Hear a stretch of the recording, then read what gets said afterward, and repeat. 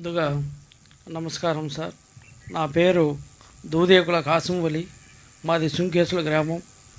ముందుగా మా 30 సంవత్సరాల నాటి కళ నెరవేరుస్తున్నటువంటి తమరికి కాళ్ళకు శిరస్సు వంచి నమస్కారాలు తెలియజేస్తున్నాం సార్.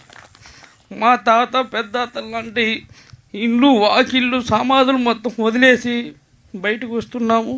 కానీ అదంతా ఒక ఎత్తు అయితే మా అందరికీ నష్టపరిహారం ఇవ్వాలి ఇల్లు ఇస్తూ మమ్మల్ని R&R సెంటర్లకు తరలిస్తున్నటువంటి మీకు నేను చేతులు జోడించి నమస్కారం తెలియజేస్తున్నాం సార్. మమ్మల్ని గుర్తించిన నాయకులు ఎవరయ్యానంటే అది తమరే సార్. గత పాలకులు మమ్మల్ని కనీసం అక్కడికి వస్తే అవసరస్తులు చేసి మమ్మల్ని కొట్టి బంధించారు సార్. కనీసం మా హక్కులు కూడా అడగటానికి మా యొక్క హక్కులు అడగడానికి కూడా మమ్మల్ని బంధించి ఇది చేసినారు సార్. తమకు మేము అందరం రుణపడి ఉంటామని తెలియజేస్తూ సెలవు తీసుకుంటున్నాను సార్. Thank you sir. ధైర్యంగా ఉండి, మంచి రోజులు వస్తాయి. ధైర్యంగా ఉండి, ఇంకా బాగుంటారు. ఇంకా మంచి రోజులు వస్తాయి. ధైర్యంగా ఉండి. ధన్యవాదాలు సార్. మరొక మంచి ప్రశ్నతోటి మరొకరు ముందుకు వస్తున్నారు, వారికి స్వాగతం చేస్తాం. ఉద్వేగభరితంగా సాగుతున్నటువంటి వాళ్ళ ప్రశ్న పరంపర మీతో పంచుకునేటువంటి అనుబంధాలతో. సార్, మాకు డబ్బులు ఇస్తున్నారు. నా పేరు నందిరెడ్డి శేఖర్ రెడ్డి సార్. మాది గుండంచాల నిర్వాసితుల గ్రామం. మాకు డబ్బులు ఇస్తున్నారు. మాకు అది చాలా సంతోషం. అదేవిధంగా 3 జిల్లాలకు మా పేరు చెప్పుకొని వాళ్ళకు మేము సిద్ధమయ్యాము. మాకు ఏ బాధ లేదు. మేము బయటకు వస్తే మేము బతకగలుగుతాం మా రైతులతోటి. మాకు చాలా ఆనందంగా ఉంది సార్. అది కాకపోతే మీరు ఇప్పుడు నీళ్ళు ఇచ్చారు, మాకు డబ్బు ఇచ్చారు. కానీ మీరు ఈ ప్రాంత ఎవరైతే చదువుకున్న వారు ఇప్పుడు ఉన్నారో వారికి మీ ద్వారా ఏ విధంగా ఉద్యోగం కల్పిస్తారనేది మా యొక్క ఆలోచన సార్.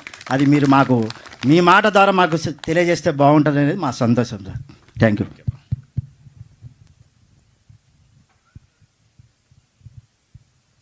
భరోసా కోసం కోరుతూ మరి మీకు విజ్ఞప్తి చేశారు సార్. తదుపరి మరొక వ్యక్తి తన ప్రశ్నను అడుగుతున్నారు. నమస్కారం సార్. మా సుంకేసుల, నా పేరు హనుమ ప్రసాద్. మాకు 3 ఎకరాల పొలం ఉంది సార్. ఆ 3 ఎకరాల పొలం వేసుకుంటూ పిల్లల్ని చదివించుకుంటున్నాం సార్. మీరు ఇచ్చే నష్టపరిహారంతో మేము పిల్లల్ని చదివించుకుంటామన్న భరోసా, ధైర్యం వచ్చింది సార్. మీకు ధన్యవాదాలు. Thank you sir.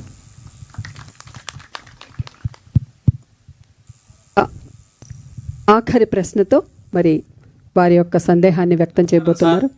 నా పేరు ఒంటెద్దు శివరంగారెడ్డి, మాది గొట్టెపడే గ్రామము. మీరు మాకు జిల్లా ఇచ్చిన జన్మదిన సార్. మీకు మా ఏరియా ఉద్యాన పంటలు కానీ, పండ్ల తోటలు కానీ, బత్తాయి, నిమ్మ, దానిమ్మ, బొప్పాయి అన్ని పంటలు ఉన్నాయి సార్.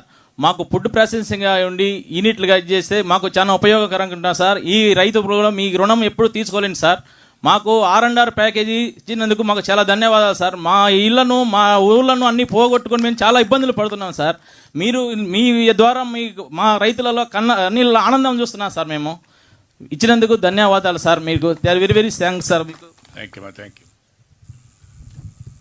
ధన్యవాదాలు సార్. ఇక మరి మీరు అడిగినటువంటి సమస్యలు కానివ్వండి, సందేహాలు కానివ్వండి, అన్నిటికీ మన గౌరవ రాష్ట్ర ముఖ్యమంత్రి వారు వారి సమాధానాలు ఇస్తారు. వారిని మాట్లాడవలసిందిగా స్వాగతం తెలియజేస్తున్నాము.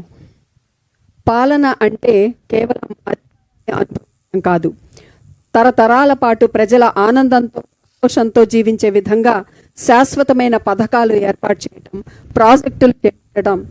ఈరోజు సంక్షేమం మాత్రమే కాదు, 100 సంవత్సరాల భవితను బంగారమయం చేసుకోవడం. సరిగ్గా అటువంటి అద్భుతమైనటువంటి సృష్టించిన మేధావి, ఆంధ్రప్రదేశ్కు తలమానికం, ప్రజా సంక్షేమం, భవిష్యత్ తరాలను అత్యున్నతంగా తీర్చిదిద్దగల మన ప్రియతమ గౌరవ రాష్ట్ర ముఖ్యమంత్రి వర్యులు, మన ప్రియతమ నాయకులు వారి యొక్క సందేశాన్ని మన కోసం ఇప్పుడు అందించడానికి స్వాగతం తెలియజేస్తున్నాం.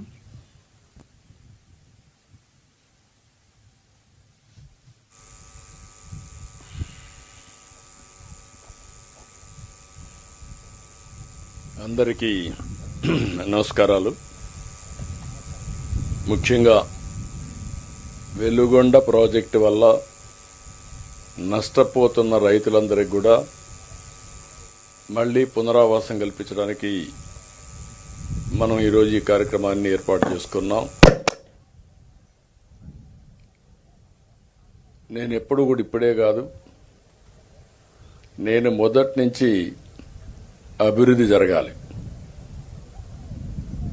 అభివృద్ధి జరిగేటప్పుడు దానికి కొంతమంది ముందుకొచ్చి భూములు ఒక విధంగా చెప్పాలంటే త్యాగం చేస్తున్నారు.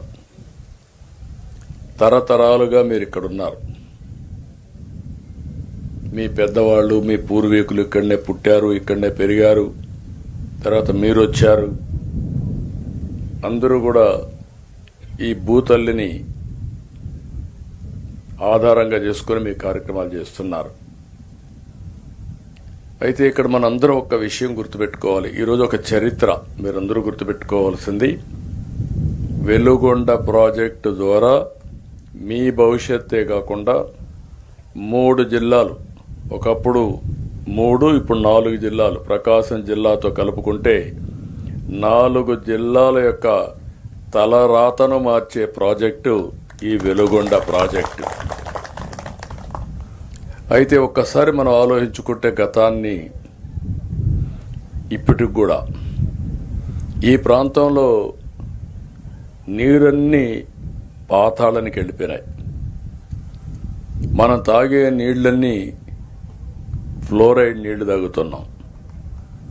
దానివల్ల చాలా మందికి ఆరోగ్య సమస్యలు, దేవుడు సక్రమంగా పుట్టించిన మనకు మాత్రం అనేక సమస్యలు వచ్చాయి, వస్తున్నాయి కూడా. ఇంకొక పక్క కరువు. అనేక సందర్భాల్లో మార్కాపూర్ ప్రాంతం అంటే ఇది ఒక కరువు ప్రాంతం, అన్ని విధాల ఇబ్బంది పడే ప్రాంతం వచ్చింది. ఈరోజు ఒక్కోసారి చరిత్ర, అప్పుడప్పుడు కొంతమంది యుగ పురుషులు పుడతారు. ఒకప్పుడు కృష్ణా నదీ జలాలు ఈ ప్రాంతాలకు వస్తాయని ఎవరు కలగూడగనలేదు. అలాంటి సమయంలో నందమూరి తారక రామారావు గారు ముఖ్యమంత్రి అయిన తర్వాత మొట్టమొదటిసారిగా ఆలోచించి రాయలసీమకు కృష్ణా జలాలు ఎట్లివ్వాలి, ఈ మార్కాపూర్ ప్రాంతానికి కూడా నీళ్లు ఎట్లివ్వాలని ఆలోచించినటువంటి మొదటి వ్యక్తి నందమూరి తారక రామారావు గారు 1985లో. దానికి శివరామకృష్ణయ్య గారిని ఒక ఇంజనీర్ని ఆ రోజు అపాయింట్ చేశారు. ఆయన రాష్ట్రం అంతా తిరిగి, అన్ని ప్రాంతాలు తిరిగి ఎక్కడెక్కడ నీళ్లు రావాలనో, ఏ విధంగా వస్తుందో, అప్పుడే వెలుగొండ ప్రాజెక్టు ఒకటి వస్తే బాగుంటుందని ఒక ఆలోచన చేసి ఒక రూపకల్పన చేశారు. నేను 95లో ముఖ్యమంత్రి అయ్యాను. నేను ఈ ప్రాంతానికి వస్తే మీరందరూ ఒకటే మాట అడిగేవాళ్ళు, మాకు వెలుగొండ కావాలి, వెలుగొండ కావాలని. నేను ఆ రోజు మిమ్మల్ని అడిగాను, వెలుగొండ ఎట్లొస్తుంది, నీళ్లు ఎక్కడున్నాయి, మనకు లేవు కదా, లేనప్పుడు ఎట్లొస్తుందంటే మీరు ఒక మాట చెప్పారు, 5 సంవత్సరాల్లో ఎప్పుడైనా వరద వస్తే ఆ 1 సంవత్సరం నీళ్లు మాకు మళ్ళీ ఇచ్చండి, 4 ఏళ్లు మేము బతకతాం, లేకపోతే ఈ ప్రాంతంలో బతకలేమని మీరు అడిగితే ఆ మాట చెప్పంగానే నా మనసు కలిచివేసింది. అందుకే ఆ రోజే నిర్ణయం చేశా. 96లో ఆ రోజు మార్చి 26వ తారీఖు అనుకుంటా నేను ఫౌండేషన్ వేసా. అక్కడి నుంచి కొన్ని పనులు కూడా చేశానని చెప్తాను. అదే సమయంలో ఈరోజు మీరు ఆలోచిస్తే ప్రాజెక్టుకి 10,580 కోట్లు ఖర్చు అవుతుంది ఇప్పుడు లెక్కల ప్రకారం. ఇప్పటికే 6,736 కోట్లు మనం ఖర్చు పెట్టాం. ఇంకా 3,844 కోట్లు ఖర్చు పెట్టాలి. నిన్న మొన్నే మనం 759 కోట్లు ఖర్చు పెట్టాం. ఈరోజు 900 కోట్లు రైతులకు, పేదవాళ్లకి పునరావాసం చేయడానికి, R&R ఇవ్వడానికి శాంక్షన్ చేయడమే కాకుండా ఒకేసారి 300 కోట్లు ఈరోజు రిలీజ్ చేస్తున్నాం. సాయంత్రానికి మీ బ్యాంక్ అకౌంట్కి వస్తుంది. అకౌంట్కి వెళ్ళిపోయిందా? ఓకే, ఈరోజు రేపు ఆర్బీఐ హాలిడే అంట. డబ్బులు మీ అకౌంట్కి రిలీజ్ చేశాం. సోమవారం మీరు వెళ్ళి మీ అకౌంట్లో డబ్బులు తీసుకునే అవకాశం కూడా ఉంటుంది. ఉండడం కాదు, 100% మీ అకౌంట్లో సోమవారం డబ్బులు ఉంటుంది. దాన్ని బట్టి మీరు ప్లాన్ చేసుకోవచ్చు.